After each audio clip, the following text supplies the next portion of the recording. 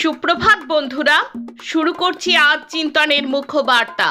আজ ৩রা এপ্রিল, বুধবার।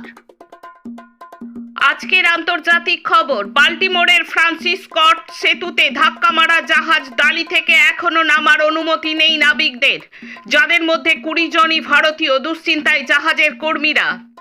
এবার গাজার আস্ত আল শিফা হাসপাতালটায় বোমা মেরে গুড়িয়ে দিল ইসরায়েল। হতাহত অসংখ্য। ইসরায়েলের নতুন ফরমান, ইসরায়েল থেকে আর অনুষ্ঠান সম্প্রচার করতে পারবে না আল জাজিরা। পাকিস্তান পার্লামেন্টের বিরোধী দলনেতা হলেন ইমরানের আস্থাভাজন পিটিআই নেতা ওমর। অরুণাচলের আরও ৩০টি জায়গার নতুন চীনা নামকরণ করল চীন, গুরুত্ব দিতে নারাজ নয়াদিল্লি। সমুদ্রের তলায় শহর বানাতে চলেছে জাপান। বাস করবে ৫,০০০ মানুষ, থাকবে রাস্তা, হোটেল, শপিং কমপ্লেক্স। দেশের খবর। জ্ঞানব্যাপীতে তেহখানার মধ্যেই পুজো সীমাবদ্ধ রাখার নির্দেশ দিল সুপ্রিম কোর্ট।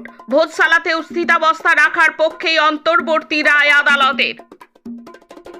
ভোটের খবর। অমিত শাহর নির্দেশ অমান্য করে ইয়েদুরিয়াপ্পার ছেলের বিরুদ্ধে লড়বেন কর্ণাটকের বিজেপির প্রাক্তন উপমুখ্যমন্ত্রী ঈশ্বরাপ্পা। ইভিএম এর সাথে গুনতে হবে সমস্ত ভিভিপ্যাট স্লিপ। নির্বাচন কমিশনকে নির্দেশ সুপ্রিম কোর্টের। নির্বাচনী আচরণবিধি লঙ্ঘনের অভিযোগ তৃণমূলের বিরুদ্ধে কমিশনে সিপিআইএম রাজ্য সম্পাদক সেলিম। লোকসভায় প্রার্থী হচ্ছেন কাশ্মীরের প্রাক্তন মুখ্যমন্ত্রী গুলাব নবী আজাদ। ভোটের আগে তৃণমূল প্রার্থী মহুয়া মৈত্রের বিরুদ্ধে নতুন মামলা ইডির। এবার মামলা অর্থনৈতিক দুর্নীতি। দার্জিলিংয়ে প্রার্থী ঘোষণা কংগ্রেসের। মনীষ তামাং হবেন বাম সমর্থিত কংগ্রেস প্রার্থী। ফের রদবদল রাজ্য কমিশনে। ডিসি পদ থেকে সরিয়ে দেওয়া হলো তৃণমূল বিধায়ক লাভলি মৈত্রের স্বামী পুলিশ অফিসারকে। ক্ষোভ প্রকাশ মমতার। আপ নেতা সঞ্জয় সিংয়ের জামিন সুপ্রিম কোর্টে। লোকসভা ভোটে লড়বেন লালু প্রসাদ কন্যা রোহিণী। কংগ্রেসে যোগ দিলেন বিহারের বিজেপি সাংসদ অজয় নিষাদ।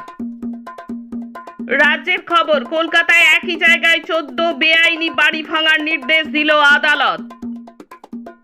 খেলার খবর। আম্পায়ারদের ভুলে একদিনের বিশ্বকাপ জয় ইংল্যান্ডের। ৫ বছর পর স্বীকারোক্তি ইরাস মাসের।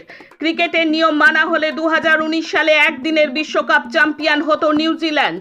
ফাইনালে ১ রানে হেরে যেত ইংল্যান্ড। প্রায় ৫ বছর পর ভুলের কথা জানিয়েছেন ম্যাচের অন্যতম আম্পায়ার। আন্তর্জাতিক বক্সিং অ্যাসোসিয়েশনকে অলিম্পিক পরিবার থেকে সরিয়ে দেওয়ার আইওসি সিদ্ধান্ত বহাল রেখেছে খেলাধুলার আরবিট্রেশন কোর্ট।